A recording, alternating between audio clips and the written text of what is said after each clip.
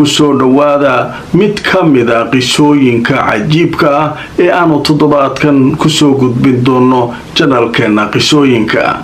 sida caadada noo ah qisooyinka waxaynu ka soo qaadanaa oo qoraaga reer Kuwait faylkaysa qisooyinka cajiibka ah ee dunidan ka dhacay ayaynu ka soo xulanaa. qisada toddobaadkan aan idiin hayno waa qiso la yaab leh. booliis lagu soo wargelinayo mar walba kufsi, dhac iyo waxyaabo kale oo la yaab leh. haddaba qisadu halkay ka dhacday, goormaysa dhacday, waa su-aasha marka hore aynu doonayno inaynu ka jawaabno aanu ka bilowno. haddaba qisada waxay ka dhacday wadanka Kuwait. sanadku waa 2012, waa bil Ramadaan ah, waana 10kii dambe. u fiirsada, bil Ramadaan 10kii dambe, waa maalmihii cibaadada waaye. habeenada ka mid ah, saacadu markii ay ahayd 2 habeennimo ee saq dhexe, booliiska taliska dhexe ee booliiska magaalada Kuwait ee caasimada dalka Kuwait waxaa la soo xiriiray gabar aan aad u garanaynin af Carbeedka. waxay u ekeed Eeshiyaan. dadkan Asia ka yimid ayaa aad u jooga wadamada khaliijka, haday yihiin Philippines, Indonesia, Nepal, Pakistan, Hindi, Bangladesh. dadkaas oo dhan meesha ka shaqaysto ka xamaasha. gabadha waxay tiri booliiskii miyaha guriga aan joogo wiilkoodii ayaa i kufsaday wuuna i garaacay. waa 10kii dambe, waana habeen saq dhexe waaye. masaajida qur-aanka ka socda, taajudkii ayaa la akhrinayaa oo dadku waa cibaadaysanayaan. markaasaa le ninka ma garanaysa adiga? markaasay tiri haade guriga aan joogo 3 hablood iyo wiilka iyo odaga guriga iyo hooyada waaye. haye markaa hawshaasaa jirtay dhacday. ninka wiilkaas waa ay kufsaday, nambarkiisana sii yaraadeen, nambarkiia la siiyey. bas wiilkii waa la soo garaacay. halow, salaamu calaykum. wacalaykum asalaam. haye booliiskii waaye, maxaa rabtaan waaye? adigaa ku rabnaa waa inaad timaadid saldhigga booliiska. maxaa dhacay? arrin muhiimaan ka hadleyna. war aniga maxaan haleeyey, maxaan sameeyey, sidee wuxuu jiraan? telefoonka ma ku wada hadlayne? imaw ama annaga inta ku nimaadna ku soo kaxaynayn? anaa imaanayo. haye barita subaxii imaanaa. okay, ninkaas subaxii u tegay. waxaa la yidhi makhfarku marka saldhigga waa 2 dabaq. dabaqa kore tagaa la yidhi. dabaqii koroo soo furay. sargaalkii meesha joogay ayaa la fadhiistay. wuxuu ku yidhi meeqa sanaa jirtaa? markaasuu yidhi 22 sano. maxaa kugu qasbay bil Ramadaan 10kii dambe gabar shaqaala oo maskiina guriga ka shaqaynaysa inaad maaragtay si xun u gasho? wiilkii wuu yaaban yahay. maxaa ku sameeyuu leeyahay? waaba nin la yaabanba. ninka sargaalka wuxuu sheegay, wuxuu leeyahay gabadha heblaayo layidhaha mataqaan? haa, oo Eeshiyaanka. haa, iyagu waa qoys reer Kuwayda oo iska ladan oo macnaha macruufa waaye, la yaqaano. gabadhaas gurigiina ma ka shaqaysaa? haa. gabadhaas maxaa saas ugu gashuu leeyahay? oo ani maxaa ku sameeyu leeyahay? gabadha maxaa u kufsatay oo haddana u garaacday? laa xawla walaa quwata ilaa billaah. war mawaalatiinoo dha adig sidee wax idinka yihiin? maxaase naga ahaan lahaa? war wuxuu yidhi aniga gabar ma kufsanin, billaah calayk. gabar gurigeena joogtana ma haweysanaay. oo ma ogtiinuu dhaa Ramadaan in lagu jiro 10kii dambe waa cibaadaysanaya. adig sidee fal noocaas oo kale u sameynaa? waxaas noo sheeginaa dhegeyso. hal mid aad ka baryaa isxaan ii sameey. aabbahay waa qof weyn oo da' wadna xanuunna wuu qabaa inta aniga ay igaga cadaynaysaan fadlan aabbahay ha wargelinin laakiin aniga waxaan idiin sheegaa waxa kale inaanan shaqo ku lahayn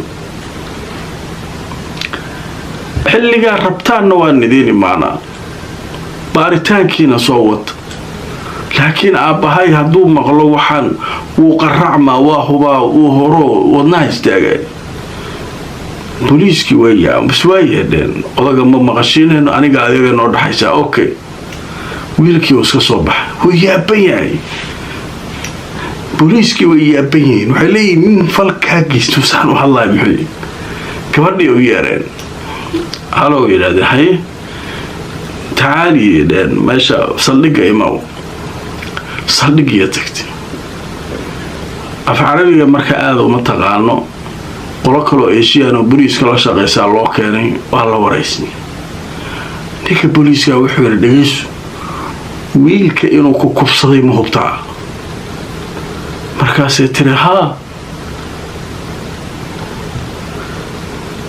odaga muu yahay war odaga tacbaan waay tiri xoog uu odaga aniga igu qabto malaha isagoo da ah oo haddana xanuunsan waa iska waayeen masaajidkuna aada isaga iyo xaajiyadiisa iyo gabdhaha iyo masaajidkeebaa aadaan wiilkaana marmar masaajidka ka jooga guriga jooga marmar maqnaada asaga le waaye dhaan waxayna sugay dheh booliiskii ayagaa fariistay waxay yidhaahdeen sheekadan maxay tahay sheekadan dee waxaa la yidhi gabadhan wiilka ma aragti nin booliiska ka mid ah oo aada u caqli badanaa wuxuu yidhi gabadha wiilka wuu i kubsada ay leedahay mar kale nugu celi su-aalaha weydiinayaa haye meesha soo galeen booliiska waxay leedahay dhegayso ninkii booliiska wuxuu ku yidhi gabadhaydii wiilka adiga indhahaaga ma saart wiilka reerka inuu yahay ninka ku kubsaday ma ogtahay horta waxay tiri qolkaygu albaabka wuu furnaa anoo xer isleh dadkuna ay salaatuleyl ku maqan yihiin reerka saxuurtii wixii la sugay xoogaan gamcay haye laakiin nalka qolka wuu ii dansanaa haye qof kale ma ahan wiilkaasaa aniga i qabtay tiri waana wiil xoog badan asagaa i qabtay tiri asagaana igu sameeyey adiga wejigiisa ma arkina tiri wejigiisa ma arkin markii aan rabay ugu dhaweyd inaan arkana waxyar maaskara camalo wejiga gashade marka wejigiisa waa fahmi waay laakiin qaabka wiilka waaye ma hadlay inta aad maaragtay uu wax samaynayay ma hadlin wuu i dharbaaxay wuu i xoogay luguhu waa dhag hawshu marka uu dhammaystir waa iska tegay anigana halkaasaan markaan booliisku soo wacay oo adiga wejigaa ma arkin booliiskii waa yaabay iska baxadheen waa baxay wiilkiyaa loo yeeray inay handadaana isku dayin waxaa dhegaystooraya beenha noo sheegin annaga guriga odaga aabbaha waayeela saddexda gabdhood iyo hooyada adiga besa rag ka ah ma jin baa u yimid gabadh annagaa noo sheegaysaa cas war ilaahay ma taqaaniin uu yidhi kitaab jaamaca marayaa anigu waxaas shaqo ku mali haddaad rabtaan dibbu sharciga ha laygeeyo caafimaadka qaybta shuruucda iyo baaxis oo baaritaanka iyo ha laygu sameeyo gabadhaa aniga jirkeeda maba taaban u dhahay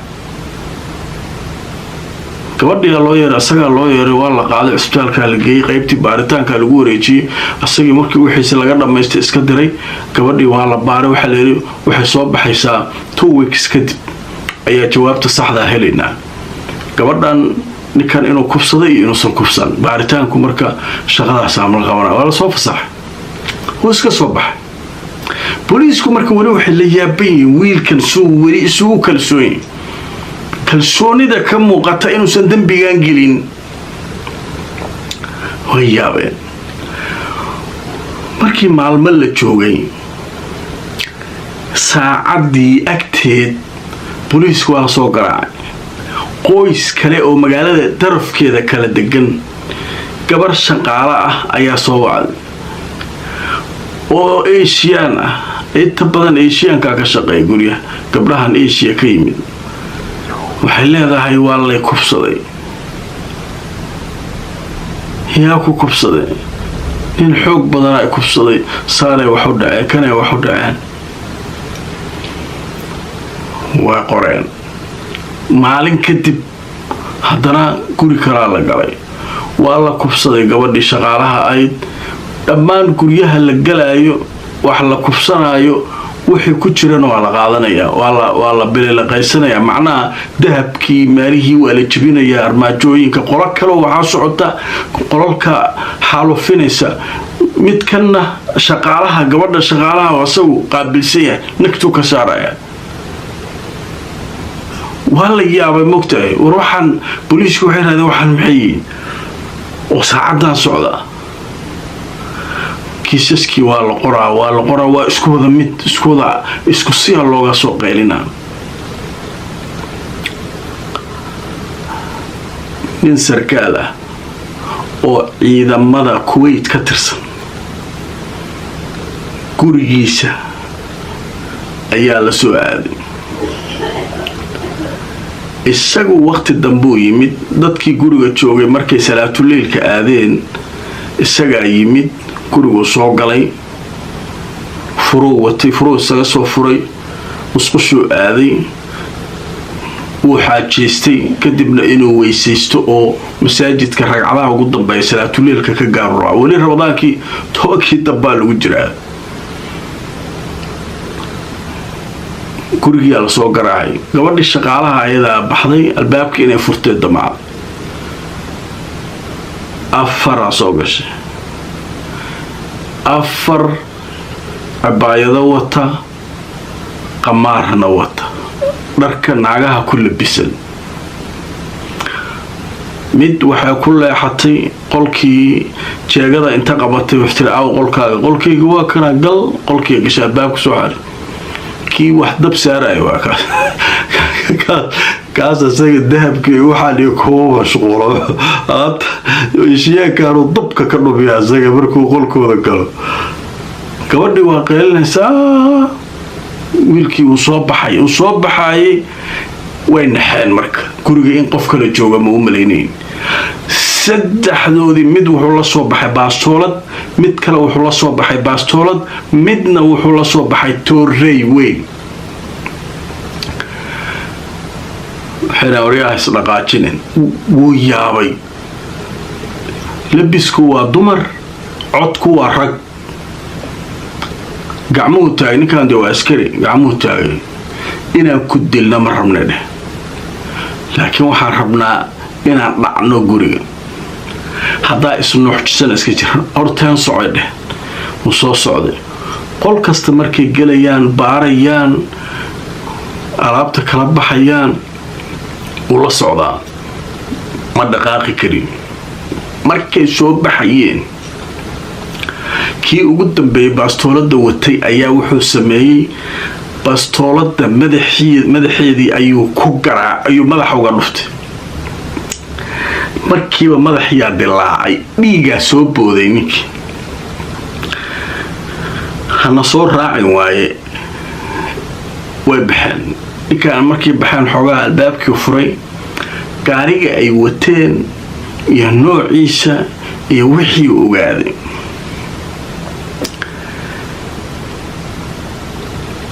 taarikada wuxuu ka bilaabanaa cayood ma boobsiin kartid. moogtahay markii inta 4 nambaro ugu horeysa taarikadan uu xiftiyey. gaariga noociisana uu xiftiyey. booliiskii wacay. booliiskii guriga yimid. gabadhii waxay tiri aniga waa lay kubsaday. wiilkii dhiigaa ka daadanaya askariga ahaa. nimanku maxay ahaayeen? war 4 ay ahaayeen. dhar naageedna waa wateen, gaari noocaasna waa wateen, waxaasna waa wateen. booliisku marka maxay heleen xogtii ugu horeysay waxa kan dadka baabi'iyey. xogtii ugu horeysay heleen. dhar dumar ay wataan, rag waaye. habeenkii waqti dambana waa soo baxaan. guryaha dadka waxay ilaashadaan. salaatuleylka aada. maalinkiia loo soo basaasaa. dadkanu way baxaan. guriga maaragtay habeenkii waa laga tagaa. shaqaalaha loogu tagaa. salaatuleylay aadaan. dadkan waa baxaan. guriga markaasaa yimaadaan. xisaabtii iyo wixii soo lubtay ninkii markii dhakhtarkii geeyeen booliiska waa la soo daaway waa wareysteen ninkii askariga ah waxay yiraahdeen inuu xogaan adiga ahayn ma hayne nimanku lahjada ay ku hadlayeen noo sheegay wala iskarana luqadda iyadoo Soomaali tahay ayaa hadana lahjaduhu kala yihiin qabaa'ilada lahjadahooda la garanaa ayaga carabtu asaas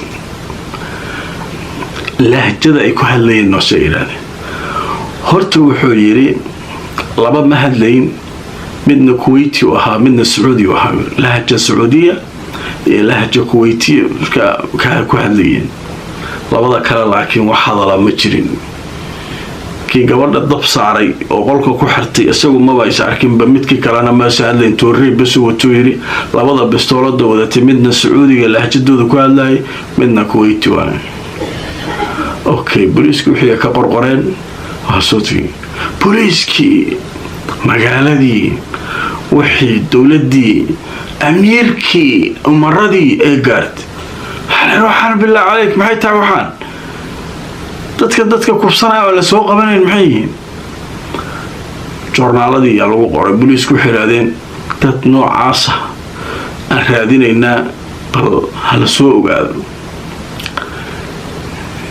nina soo wacay booliiska wuxuu yiri imaara dariskayga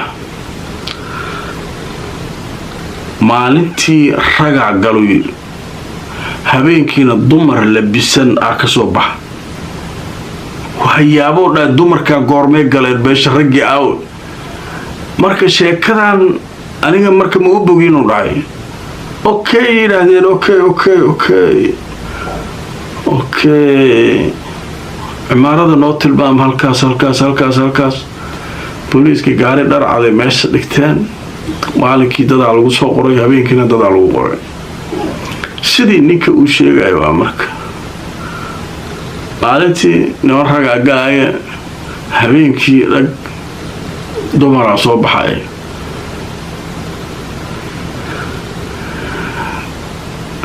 qorta nina la qabtay laba kale way baxsadeen miyaa si uga dhunteen booliiskii ninkii la qabtay ninkii markii la qabtay meeshii waxa la keenay saldhigga booliiska waxa la yiri su'aalaha la weydiiyay inuu inkiro damcay oo dhahay markii la qabtay baaritaan lu sameeyay waxyaabo maartay imaanka dooriye iyo waxa dhiigiisa laga helay telefoonkiisa laga qabtay kuwii kale marka telefoonkiisa la baaray ragii ugu dambeeyay booliisku ku yiraadiyeen shirkadii telefoonada la tashaday telefoonadan iyo waxooda ragii ugu dambeeyay meesha la soo qabtay nin kale la soo qabtay mid Sacuudiyaan ninkii Sacuudiyaanka waa la soo qabtay meesha la keenay ninkii Kuwaitigaana waa la hayay labadii kale ayagana la soo qabtay waa la keenay waa la qabtay afartoodii waxa lagu sameeyay baaritaan dib u sharci waxa la yiraahdo kubsiga gabdhihii loo geystay oo dhan wiilkii horta waa la fasaxay wiilkii miskiinka ahaa inuu shaqo ku lahayn gabadhii la kubsaday uu san isagu ahayn booliisku iyagoo la yaabay fasaxay sida uu nin wiilku ugu adkaystay nimankan marka mid kamid ah inuu kubsiga sameeyay ayaa soo baxday markii ay baaritaan kulligoodu waa la baaray sida caafimaadka maartay la marsiiyay gabdhihiina xogahoodii waa la hayay ninkan markii waa la ogaaday wixii oo dhan markii la isku helay nimankan marka waxa cadaatay inay maartay nimankii yihiin marka hore laba qiratay labadii kalena markii dambe qirteen waxay yiraahdeen anagu habeenkii soo bixi jirnay maalintii waxaan raadin jirnay xogta ku saabsan cidda masaajida aada annagana markaas guriga u dawmareyn jirnay gabadha shaqaalaha saasaan guriyaha u dhici jirnay marka waxa la yiraahdaa fiicantiina dahabkii ay idinka gadan jiray xagee mararka qaar gawaari dad leeyihiin inta dhacaan ay geerasho ku xareen jireen geerashka iyo askaraha wixii oo dhan su'aaliya laga qoray kuwii kale wax ka gadan jiray kuwii la macaamili jiray wixii oo dhan ayagana la soo qabtay kulligood waa la xareeyay booliisku xogiyo dhameystiran ay qaadeen waxay aadeen waxaa la geeyey maxkamadii afartii guryaha dhici jirtay 15 sano iyo wax ka badanaa lagu xukumay kuwaas oo kufsiga iyo waxa iyo lagu soo eedeeyay 15 sano iyo ka badanaa liini kuwii kaloo la macaamilayna 5 sano ilaa 3 sano xabsiga iyagana lagu xukumay hantidii ay dhaceen qaar badan oo kamidana booliisku way soo qabteen qaarna waa la waayay dadkii hantida lahaa qaybo kamid ah hantidoodii ay sheegteen waa la siiyay sidaas maaratay booliiskii dalka Kuwait uu ku nafis